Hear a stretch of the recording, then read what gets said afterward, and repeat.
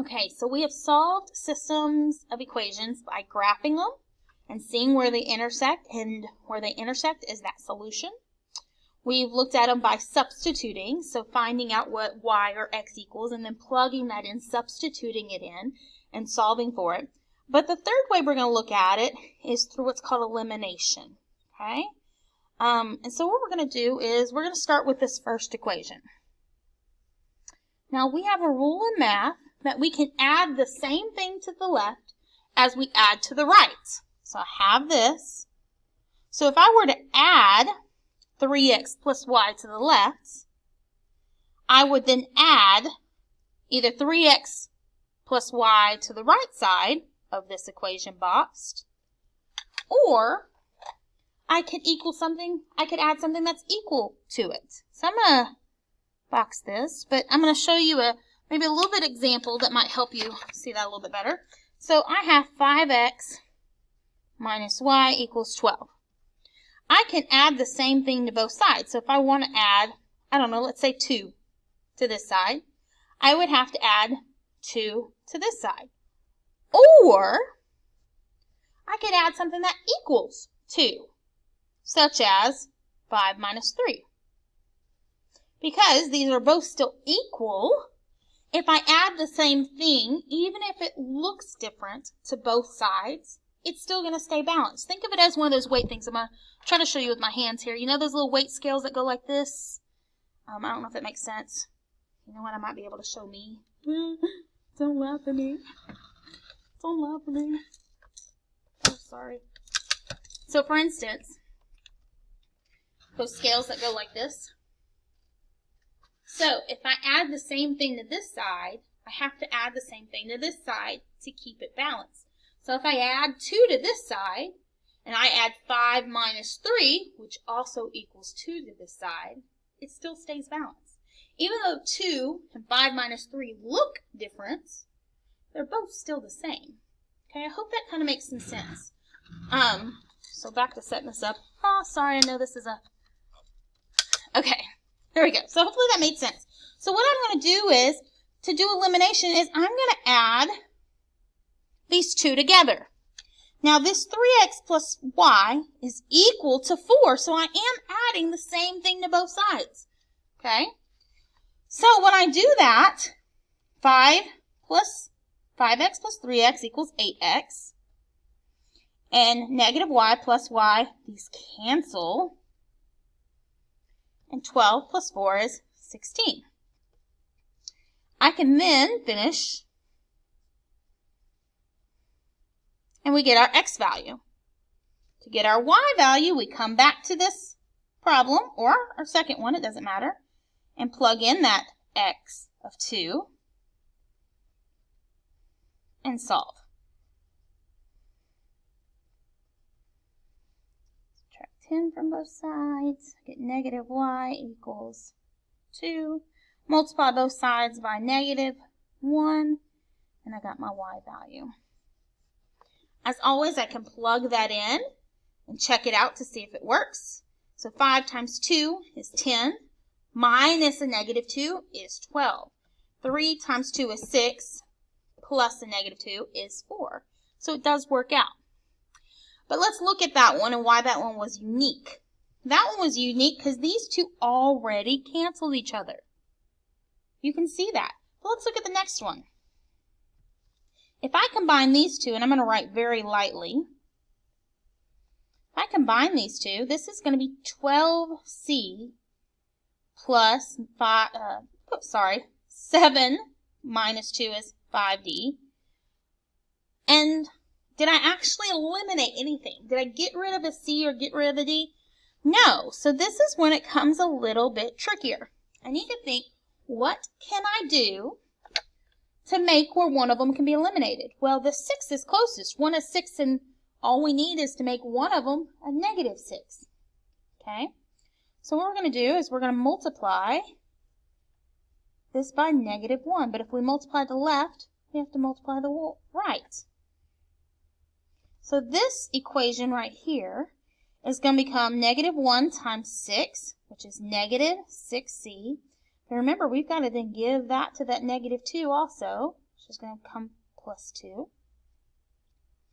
And negative 1 times 12. The biggest mistake people make in doing that is you got to remember you got to multiply the whole side by that negative 1, and you've got to do it to both sides.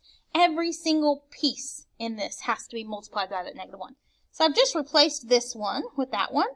That now gives me my 6c and my negative 6c, which cancels. 7d plus 2d is 9d. Negative 15, negative 12 is negative 27. I keep wanting to say the answer. Divide both sides by 9. D equals negative 3.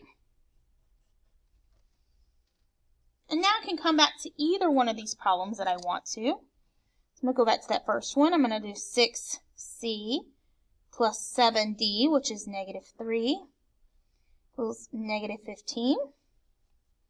Probably should have written a little bit smaller. Distribute, which is negative 21. Add 21 to both sides. 6c equals 6. Divide both sides by 6. And c equals 1. If you're still confused, it's okay. This is, in my opinion, this is the hardest one to grasp at first. It becomes easier the more you do it, obviously. So let's look at our next one, number 3. So we can see we have 8m, 5m. There's not really anything I cancel. But here, look, I have a 12n and a negative. And a positive 12. I got two 12. It'd be really easy to change one of those to negative. I'm going to change the bottom one.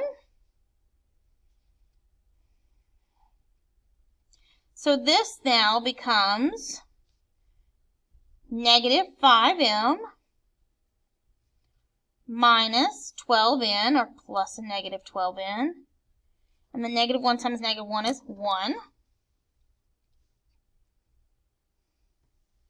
So then I can combine these. 8m plus a negative 5m is 3m. My n's cancel. And 20 plus 1 is 21. Oh, sorry. My pencils keep breaking. Divide both sides by 3.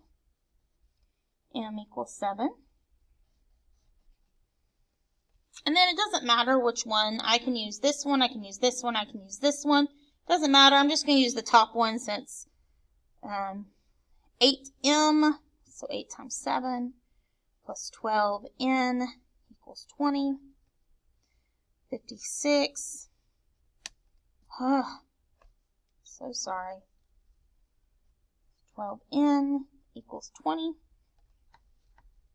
Subtract 56 from both sides. 12n equals negative 36. Divide by 12. N equals negative 3. Again, I could plug it in if I want to. 5 times 7 is 35 plus a negative 36. 35 plus a negative 36 is negative 1. Okay. I want you to try this last one by yourself. So I want you to go ahead and try it. I want you to push pause. When you have finished it, I want you to push play. Alright, so hopefully you've tried it. So I'm going to go ahead and change this to add a line change sign to make that negative 3, because then you can easily see that these two cancel. 4 plus 2 is 6x. 26 minus 2 is 24. Or negative 2 plus 26, sorry. Probably should have said how it was written. Okay, x equals 4. Go back to either one of those if I want to. I'm going to use the second one because it doesn't have negatives in it. And y'all know me, I try to make it as simple as possible, and it is simpler with all positive numbers. Or at least that's my opinion. You may differ. Though I don't usually have some of you who differ on that. You're with me. We can stay away from negatives. It makes us happier. And so our coordinate is 4, 6. We could have done that back with number 1. We couldn't have done it with with 3 and 2 because they're not coordinates, they're not x and y. So you would have just had to put what the variable equaled. I can plug it in mentally and see if it works. 4 times 4 is 16. 16 minus 3 times 6 is 18. That is going to equal -2. So, did it right. Sorry, I made notes at the side. Okay, so something else we talked about, and we're going to keep talking about, is how to decide whether to graph it, whether to do elimination, or whether to do substitution. And we're going to be talking about that because when it comes to your quiz and your test that you're going to take, you're going to have to choose which one is best. So elimination, graphing is best when they're both in the form y equals. Now, if they're both in that slope-intercept form, graphing is going to be easiest because they're already in that form. It's already in that easy graphing form. If I have one that looks something like this, 3y equals 5, this might be a good substitution one because I already have that variable by itself, or I already have 1x. And so it'd be easy to change that into x equals -3y plus 5 and then substitute it in. Elimination is going to be best if I can see an easy one like that. Actually, elimination to me is the one that I use when the other two don't really work out real well. If you look at all 4 of these examples, none of them are in y equals form. The first one had it where I could have easily done y equals. So this one also I could have understood why you might have wanted to do substitution on it. But honestly, because it had this easy elimination already set up for me.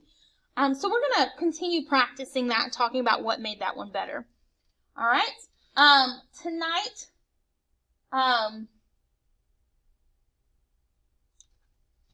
Tonight for homework, I want you to go ahead and do 10-4. Go ahead and do that. Practice it. If you have any questions, please let me know. All right.